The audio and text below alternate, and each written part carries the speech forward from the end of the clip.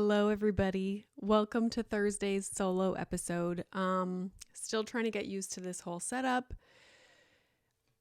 I never used to feel a little bit of anxiety before solo episodes because I would literally just be like in my pajamas at my computer talking to myself. But now with the lights and knowing that it's being recorded, I'm like, ooh. Anyways, I have this feeling like I'm forgetting something. Like I was procrastinating starting to record for so long, just kind of like slowly walking around my office, like, okay. Like I feel like I'm forgetting something. I pressed record on there. I pressed record on there. I have my little notes. So anyways, let's just go. Lots of things that I want to discuss today. Okay. Number one. I wanted to talk about last week. It was Milo's first week of kindergarten, and maybe for some of you, it was like obviously your child's first, week of starting in a new class or starting preschool or starting daycare. So I'm sure lots of us last week or a few weeks ago, if you're in the States, started a new routine, a new adventure in your family. I learned about something brand new. It's not brand new, but me knowing it is the brand new part. Restraint collapse. So I wanted to talk a little bit about that. I printed off, if you can see here, if you're watching on YouTube, printed off notes about restraint collapse. Some of it I agree with, and then some of it, because, they give tips and stuff. Some of it, though, I'm like, yeah, but that's not going to work. Every situation is different. Maybe your child is not trying to hit you in the face, but mine is. So some of these tactics will not work for us, and we have to kind of deal with it in a different way. But last week, by Friday, I was exhausted from not sleeping very well, being anxious at bedtime, and dealing with the major bedtime battles. I call it bedtime battles, but you can call it whatever you want. Crazy, emotional, dysregulated 4-year-old. We also, now thinking back on last week, everything went beautifully. Like the mornings, beautiful. He loved catching the bus. And I was not even going to put him on the bus. But what happened was on the second day of school, so the first day we drove him and it was fine. We were there, obviously, like the first ones, early losers. And so we got to chat with his teachers and it was great. We had a hard time leaving. He didn't want us to leave, but eventually one of the teachers came and grabbed his hand and she was like, "Do you want to go inside with me? We can, whatever." And he was totally fine. He was really comfortable with that teacher. She's really nice. So that worked out well. And then they told us that he had a great day. Then I picked him up from school that day.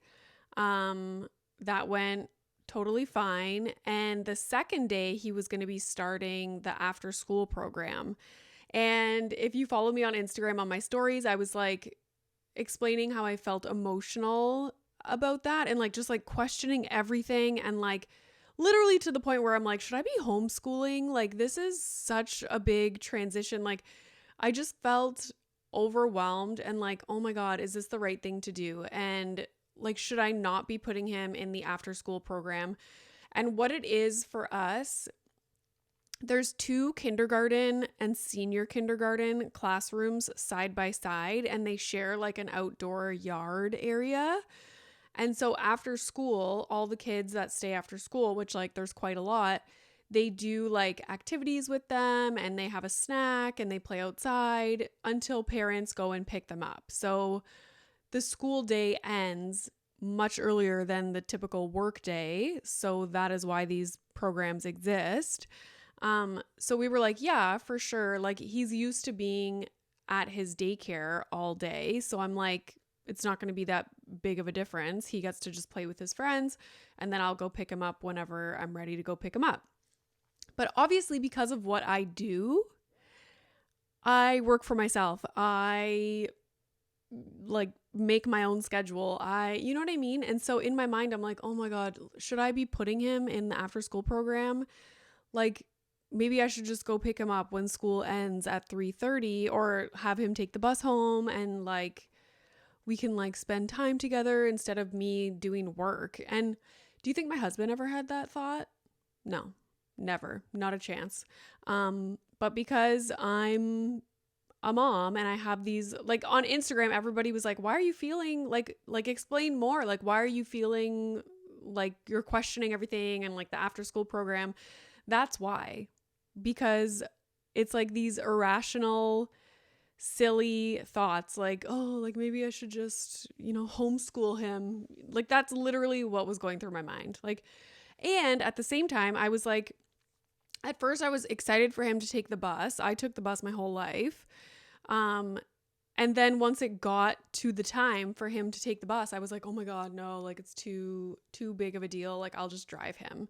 Like we always jump to wanting to coddle them or like keep them with us or like not make a change. Even like I picked him up from the after school program the other day and he was playing outside with one of his friends that waits at the bus stop with us.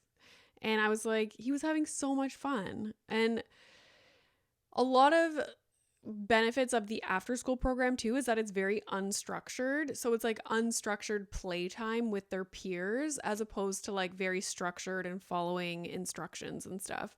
So I know it's fine. I'm just was going through all these emotions. And even after just having the first week done, I feel way better about our routine and how things are going. So the reason he started taking the bus in the morning was because we were leaving the front door to go get in the car for me to drive him. And one of the moms down the street with her little boy, who's Milo's age, was walking by and she's like, oh, are you guys going to catch the bus? Because there's like one bus stop that all the kids from around the block, like they walk to that bus stop and wait. So there's like a group of kids. So they were on their way to the bus stop and she's like, oh, are you guys going? And I said, oh, like, cause I wasn't going to, I was like, no, we're not taking the bus this year. I'm just going to drive him. So silly. And so I asked Milo, I was like, oh, do you want to go catch the bus? Like they're going to catch the bus. And he was like, yeah, like he wanted to go.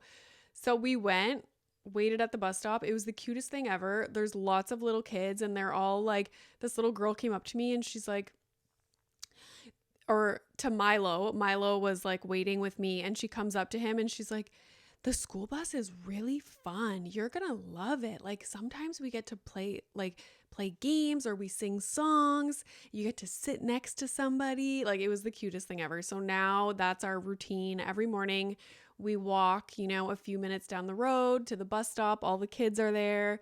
It's the cutest thing ever. And he loves taking the bus. As soon as the bus pulls up, he's like, bye, mommy. Bye, mommy. And I'm like, oh, this is so nice. So, and a bonus for me too is that I get to meet other parents in the neighborhood and we just like have our coffees and like chat. Lovely now, not going to be as lovely when winter comes and there's like 2 feet of snow. I was like, how is this going to work in the winter? I have to bundle him up in all his like winter snowsuit stuff and like waddle down the street and like it's going to be chaos. So that was our week for the most part. Mornings, daytime, pickup, everything was awesome. Even after school was awesome. He was in a great mood. One thing thinking back on last week that might have added to this idea or like theory of restraint collapse, which I'll get into in a minute, was that my in-laws were here visiting. So they came last Saturday or Sunday. So they were here for like the first day of school and the first week of school. So that could be why he didn't have his kind of like release of emotions until before bed, because he was with my in-laws, like his grandparents that he like loves and plays with, and it's great, but I don't think he was able to release those emotions until bedtime, when it was just me and my husband with him, putting him to bed. So I just realized that as I was reading this morning about restraint collapse, I realized like that was probably part of it as well. I went to dinner on Friday night with Dr. Tanya Kotler. If you have not listened to my episode with her, episode 144 on attachment, like it'll blow your mind. You need to listen to it if you are a parent. Send it to everybody that you know. I think I cried recording the episode. It's so good. And we very soon are going to be doing a second episode together, so stay tuned for that. But I went for dinner with her on Friday and we were talking about this bedtime, struggle that we had all week after starting kindergarten. And she made a good point about how you almost want them to be able to release these emotions and feelings and stress and anxiety that they've been holding in all day earlier. And so she was like, try not to, like tiptoe around or like prevent him from being emotional or being dysregulated or whatever. Like, don't do that after school. Like, kind of just like let his feelings happen so that it happens earlier and not before bedtime. And so after thinking about what she, like that point and what she said, I was like, oh, he probably held it in even further and longer because his grandparents were here and that was kind of distracting and he was playing with them and it wasn't like a time for him to express those emotions. And so basically, she also gave me a really good tip for bedtime that I will share with you as well. And I've been doing it the last 2 nights and Milo has not had a meltdown the last 2 nights. I'm sure it's multiple things. Like he's, it was the weekend. He's getting used to a new routine. I put him to bed instead of my husband, which is a difference because my husband usually puts him to bed because he wants my husband to, but my husband is not as good with like setting boundaries at bedtime. And so I think it ends up just being a shit show. But anyways, a multitude of things, but I will share her tip that she gave me in a second. First, what is restraint collapse? And it's interesting because I did not know about this. Somebody sent me a DM after I was sharing in my stories what was happening. And it was an article on restraint collapse. And I read it and I was like, oh my God, like this is exactly what's happening. So it's basically when kids start a new routine, and it's very common for school time. They're in a new environment. They're in a new social setting. They're like trying to be good and following instructions from the teacher. And so they're holding in their feelings all day. And they don't release those feelings or emotions. It's like they bottle up. And then once they're in their safe space, which is usually with their parents at home, it just kind of like bursts out of them. And so the kinds of things that you can expect are like screaming, crying, whining, disrespectful behavior, like, anger, rage, check, all of those off. And when I was reading these articles on restraint collapse, I thought back to when Milo was literally 12 months old, which is 1 year, in case you didn't know. He was in daycare, and amazing daycare, incredible. And I remember some days I would go to pick him up and I would walk into it was like the little infant classroom, and I would expect him to be like so happy to see me, and he would burst out crying. And I was like, it made me feel like shit.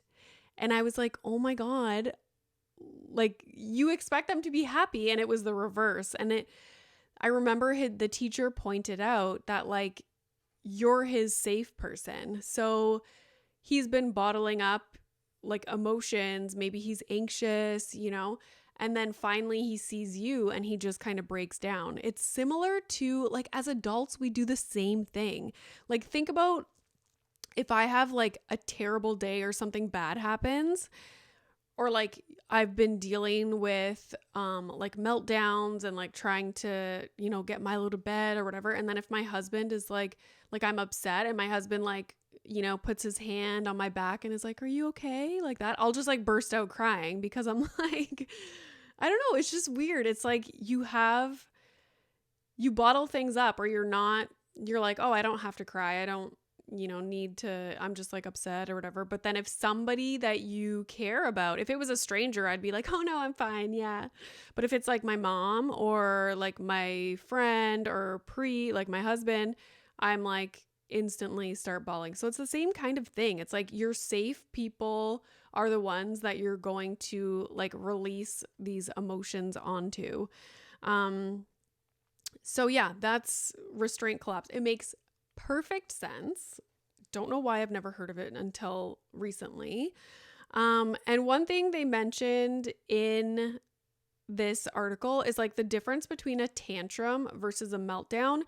And like the key difference in my mind is that a tantrum is the child is in control of their emotions, whereas a meltdown, they are not. So like a restraint collapse situation is like they're not in control. Another key thing, and if you remember a few episodes back, I talked about a major bedtime battle, because like we've had these on and off in the last little while. And I talked about a situation where I used play to distract him, and I used the Spider-Man doll to like pretend he was flying around the room, and it instantly, like Milo just started playing with me, and it completely diffused the entire situation. So that's a tantrum. Like he's in control because he's able to be distracted out of it. A meltdown, not so much. And I tried this tactic, like the play and stuff like that, during these like restraint collapse, like meltdown situations. Not working at all. If anything, it just gets him like more amped up. So one thing that they mention about a meltdown is that comfort is key. And this is the thing where like for my specific situation in what we dealt with last week, like I cannot implement comfort. I can be super calm but like when they talk about like try to give your child a hug or take them to a quiet place and stuff like that, that did not work in our specific situation, because what would happen is that he wanted us in his room. He didn't want us to leave, but he was trying to hit and kick us. Like he smacked the glasses off my husband's face, and it took everything in me to not like lose my mind. As soon as I like calmly walked in his door, because we would try leaving, because the whole thing is like they have to know that they're not allowed to hit you. And so what I've heard people say is like if they're hitting, kicking, and like being aggressive in that way, physically aggressive, you need to be like, okay, mommy's not safe in here right now, so she has to leave. So that is what I would do. I was like, mommy has to leave because this is not safe. Like you can't hit mommy or daddy. And we would leave. So then what would he do? Grab his toys and start slamming them into the door. Like you should see the back of his door. It's like covered in marks from toys. Like Spider-Man's face is smeared on the door. So like it went through this like rigmarole of like that would happen. Then I would try and like calmly go back in. Same thing. He's throwing his toys at me, like trying to hit me. So I calmly pack up all the toys, pull the bin out of his room, close the door. Now he grabs his monitor and starts banging it against the door. I'm mad, but at the same time, I just feel bad for him. Like obviously, and Mr. Chaz, I'll never forget this quote from him. I don't know if it's his, but this is where I heard it, him saying like, your child is having a hard time. They're not giving you a hard time. Like they are literally struggling. And so I felt bad in this situation, but at the same time, I'm like, I need to, like, I can't let him think that this is okay. So I calmly pack up his monitor, his sound machine, like anything that he could slam against the door, take it out of his room. And then eventually he was calling for daddy. And so my husband came up, opened his door, and then he was kind of like done. Like eventually they just run out of steam and it's like a sobbing, like they're just upset. And my husband was able to comfort him at that time. But now I'm in the hallway crying because I feel like the bad guy because I was the one that went in, like took the toys out, like he's been hitting me, kicking me, like, and then my husband gets to come in and save the day and get a big hug from Milo when like the whole time I just wanted to hug him and like let him cry with me. But he was like trying to punch me and kick me and bite me and then my husband gets to go in. So now I'm crying in the hallway and my husband is now dealing with a crying toddler and his wife is now crying upset. Anyways, that's kind of like what our week was like. It was emotionally and physically exhausting. And after he would eventually fall asleep at like 10 p.m., I would just like go in my room, read in the dark, and I had a hard time falling asleep because like I was just all like, I kept hearing phantom cries. He's 4 years old. Do you remember when your child was a baby and you'd go to have a shower or something and you're hearing them screaming and then you like turn the shower off and it's silent? I still deal with this with my 4-year-old. So if he has a bedtime struggle, he's upset, whatever, he eventually falls asleep, I will literally wake up in the middle of the night and have to turn off my sound machine and like listen because I can hear him screaming and he's sleeping. So when does that end? Can somebody tell me when that ends? Because that's fun. Sometimes I'm reading my Kindle and I'm like, I'll text my husband downstairs. Is Milo screaming? And he's like, he's sleeping. I'm like, oh, okay, good. What the hell? Anyways, okay. I just want to give some tips for restraint collapse. Okay. If your child started school, daycare, preschool, whatever, and you think that they might be experiencing this. One thing that I did not do on the first day of school, you should not be bombarding them with questions when they get home or when you pick them up, whatever. You want to kind of keep it as a calm environment and let them decompress. Me on the first day was like, how was your day? How was your day? What did you eat in your lunch? Like, what's your friends' names? Okay, so don't do that. Just keep it calm. Maybe ask like one question, put on some music, let them watch their little tablet, whatever. They need to decompress. So don't bombard them with questions. If your child's older, don't be like, let's get our homework done. Like they need to chill. They also need connection. So they gave some tips on how to stay connected during the day. So you can send a little picture of you with your child or like your family with them in their bag that they can look at lunchtime, whatever. That's super cute, super excessive. I love it. Also, you could put small little excessive notes in their lunch bag. I bought notes off of Amazon. It's like little lunch bag notes. There's a ton of them, little pictures with like, you're a superstar and like a dinosaur or something. So every day I just put one of those in his little lunch bag. I don't know if he looks at it and he thinks anything, but maybe he does. And that's super cute. This was super cute to make a matching bracelet that you both wear during the day so that when they see their bracelet, they think like, oh, mommy has the matching one or daddy, whatever. Super cute. Super cute. One thing they say is to not resort to punishment. Again, just keep in mind, like they are having a hard time. They are not trying to give you a hard time. So try not to punish, but at the same time, don't let them hit and abuse you. Like you still have to calmly set boundaries, I think. Validate their feelings. Yeah, got it. Which literally just means like acknowledging what they're feeling. Don't take it personally.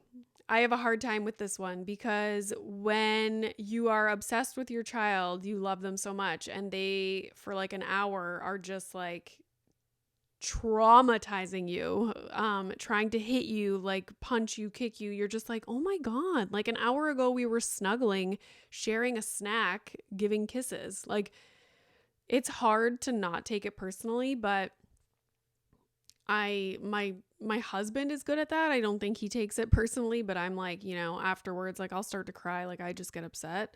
But yeah, it's just them having a hard time. Again, I will say that. So yeah, they give some ways for your child to decompress, like going for a walk, taking a bike ride, something like that. They also mentioned try to not have kids in structured activities during the week. And like, I know in October, Milo's going to start skating lessons 1 day a week. It's just across the road from us. So he will have that. But this is what I found even with soccer. It was on Tuesday nights, and I was like, he just spent an entire day doing structured activities at preschool, socializing all day. And so I found the soccer in the evenings to be difficult because like they'd run out of steam by the evening. So after school, for the most part, like keep it just like calm and, go for a walk, tell stories, watch a show. Yeah, I imagine there's lots of kids out there who are just like in school doing structured things all day, and then they're off to structured activities again. And it's just too much for young kids.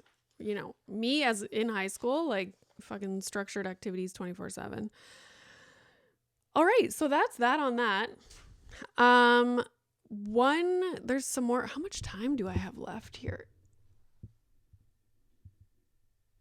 Oh my God, I just like talk and talk and talk.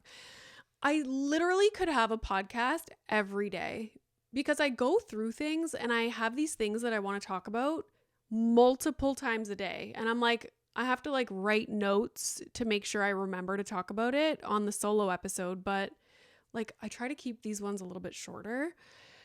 Okay, let's talk about poop a little bit. I made an appointment with my naturopath. She's going to come on the podcast soon. We're going to talk about all kinds of things. I got fed up with being constipated. If you Google the Bristol stool chart, you will see there's like 5 or 6 different pictures of poop, and you can see where you're at depending on what your poop looks like. I was like the most constipated that you could possibly be. That's like my baseline. If I am not paying attention to how much liquids I'm drinking, what kind of liquids I'm drinking, what kind of food I'm eating. Am I 90 years old? Like, my digestive system hates me. And it drives me nuts because I want to eat what I want to eat. But when I do that, I instantly get severely constipated. And over time, it just starts to be so painful and uncomfortable. I can't wear clothes that I want to wear because it's too tight on my stomach. Like, it's just a whole thing. So the other day I got so pissed off. My sister told me about, this is like exclusive information because I have not shared this anywhere else. My sister has had digestive problems her whole life. Okay. Literally since she was a child, seen every doctor in the world. She was telling me about tap water enemas. Okay. Listen to this. And for the longest time, I was like, no, I'm not doing that. That's crazy. She's like, Renee, it is the best. I'm like, oh my God. Okay. So this was like a while back, I ordered the one on Amazon that she told me to order. And I'm not a doctor. Let me take that back. I'm a doctor of philosophy, not a medical doctor. So don't like take what I'm saying. Like, I don't know what I'm talking about, guys. Okay. Like, just fair warning here. she was like, order one. So I'm like, okay. So I ordered the one that she suggested from Amazon a while back. This was like, remember when I went to my mom's house and I had the Pico Salax, which is like the stuff they give you before you have a colonoscopy to like clear you out. So at that point I had like severe constipation and I was like, screw this. So I went and got the Pico Salax, cleared out my system, completely changed my diet. And I was having incredible, like if you look at the Bristol stool chart, I was having like the best possible poops every single morning, like clockwork. Never felt better in my life. Okay. As soon as I started to veer off that diet and like drinking like hot tea after dinner and all this, like I have a million tactics that I use, back to being severely constipated. It drives me nuts. And the thing is, if I don't have like the strict diet and like drinking lots of fluids down, it doesn't matter if I take like Metamucil, take even like a Dulcolax, like a laxative kind of thing, or like Restoralax in my coffee. I have tried it all. All that does is make me feel more bloated and more disgusting because it's like it's trying to get my body to poop, but my body does not want to poop. So it's just, it makes everything worse. I literally have to have a super like clean poop producing diet and drink a shit ton of liquids. So this is my life. Yay, hooray. But anyways, it was around that time that my sister was like, you need to order this tap water enema bag thing. And I'm like, okay, what the hell? So I order it and I've used it maybe like 3 times, but I got so fed up after Milo's birthday party on Saturday. I was like, I'm doing it. I don't care. And tomorrow, all I'm eating from now on are poop producing things. And I'm doing everything perfectly so I can go back to having amazing poops. Like the amount that like, it's incredible how digestion and like having amazing poops can just completely change your mood and your like quality of life. Okay. Nobody wants to be constipated and bloated and disgusting and feel gross all day and then feel like you don't want to eat stuff because you know it's just getting stuck in your intestines. It's like a whole mental block thing. So Saturday night, I do the tap water enema. If you're wondering what that is, imagine like an IV bag at a hospital. Okay. It's like a bag with a little hook and I hook it to my shower curtain rod thing. You fill it with just tap water. And then it has a hose that you connect to it with like a little valve thing. Okay. And so it's like a long tube. You lay on the floor. There's like a tip part to it that has a hole in it. So yes, you put that in your bum. Okay. You put that in your bum and you let the water like flood through your intestines like slowly. You just you like release a little bit of water every now and then. Like, I mean, you do it for like 10, 15 minutes, like slowly letting water go and you'll feel like crampy, like bloating. And then if you wait a minute, it like subsides. So I did that. And then you literally just like take it out. You go sit on the toilet and it like floods your system. And it's incredible. And I don't know why it's more common. Maybe it's because people get weirded out talking about this stuff, or it's like, what? You're going to like fill your butt with water? I don't know. Like, I don't know. And I wasn't going to talk about this, but I'm like, who cares? Like, whatever. I don't care. Okay.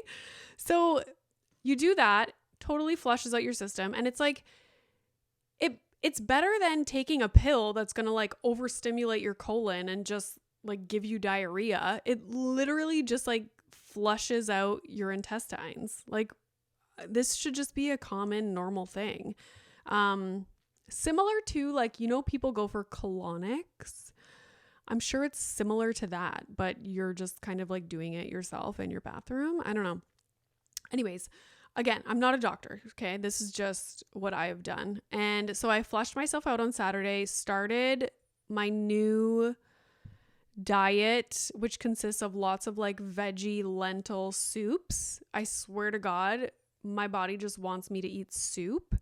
I had a Beyond Burger, just like the patty with mustard and pickles, and mustard and pickles, like the best combination. Veggies, lots of veggies, fruits. I had, my husband made French fries in the air fryer, so I had those. No gluten, no dairy. Drink lots of kombucha, lots of peppermint tea after eating, especially. No eating after like 6-7 o'clock at night to give my digestive system like a break overnight. Wake up, have coffee. I had my GI like gut revival stuff after my first coffee. Then I had my second coffee, and then like just pounding water. And literally after 24 hours of just being conscious and like eating things I know that are good for my digestive system. And this is, you know, what's good for my system might not be good for yours. Lots of nuts, like raw nuts. Yeah, amazing poop already this morning. So I'm going to end this episode on that because that's like a high note. And you know, I wish nothing more than just amazing poops for everybody, because it's a game changer, and it'll boost your mood all day. So yeah, I think that's all I wanted to talk about today. Poop. Oh, I wanted to talk about something. I just it's too long of an episode. Yeah, guys, I gotta go. I'm sorry. I was gonna tell a story about my husband, but maybe I'll save it for next week, or I'm going to think about just adding another solo episode or something. Cause there's too many things. Yeah, thanks so much for listening, for watching on YouTube if you are. And I thought you could tell that my pants were not done up right now because these are not stretchy jeans and they're not comfortable to sit in. So I undid them. And if you're just listening, you wouldn't know that. But anyways, yeah, thanks for listening. I hope your children sleep tonight, and I hope everybody has a good poop. Okay? Okay.